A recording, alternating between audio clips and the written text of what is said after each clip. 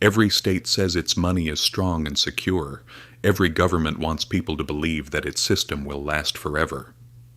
But history has shown us something else again and again. It was like this in Rome, in France, and in Lebanon as well. People woke up one morning to find that the money they had saved for years had become worthless. Their salaries could no longer cover anything. And the order they trusted had collapsed. Because collapse is not the exception, it is often the rule. The real question is not whether the system will collapse, but what you will do when it does. Most of us look at our bank accounts and feel reassured. We think we have money, salaries are coming in, life goes on. But money is not something solid like stone. Money is only the trust people place in it. And sometimes trust can disappear overnight. That is why history is harsh, but also deeply instructive. Because every crisis teaches us the same lesson. Those who are prepared stay standing. Those who trust blindly are often the ones who suffer. In the Byzantine Empire, there was once a gold coin called the solidus. It was trusted so much that merchants accepted it everywhere. It was like the dollar of its era. But over time, rulers began to reduce the purity of the coin. They mixed in cheaper metals. At first, no one noticed. Then people realized the truth, and trust vanished. That powerful currency became just another ordinary metal. Those who preserved their wealth were the ones who saw it coming and held gold and land. During the Black Death, half of Europe's population died. It was a great catastrophe.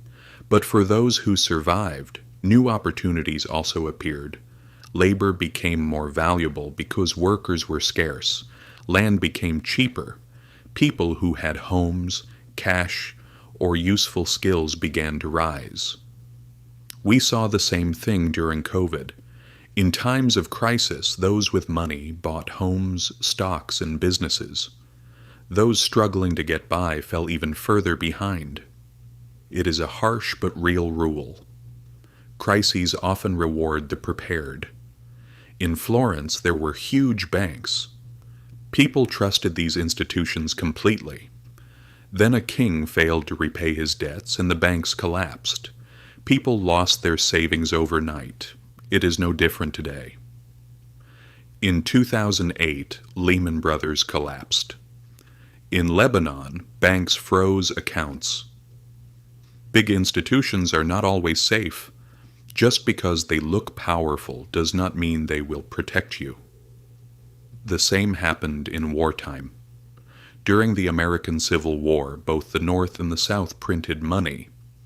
In the South especially, money lost so much value that people had to carry stacks of banknotes just to buy bread.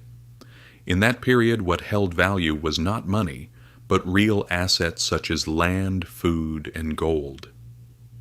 The same happened during the French Revolution. The state printed new money. People were hopeful. But when too much money was printed, prices soared, wages melted away, and people returned to breadlines, because money was only paper. Once trust disappeared, it lost all meaning. In the 1997 Asian crisis, countries trusted debt tied to the dollar. When their currencies collapsed, those debts exploded. Once again, ordinary people were the ones who lost their jobs. In Lebanon, people could not even withdraw the money they had placed in banks. A lifetime of savings was wiped out. So what is the conclusion? History tells us one simple thing. Never trust any system blindly. If you have money, diversify it. If you have skills, improve them. Make sure you can produce something of value. Because in times of crisis, it is not only money that matters, useful people gain value too. Those who bake bread, repair things, produce goods, and solve problems survive in every era. The most important truth is this. Collapse is a disaster for some, but an opportunity for others. The unprepared lose. The prepared open new doors. History has shown this again and again. So the real question is not, Will there be a crisis one day? The real question is, when it happens, will you be ready?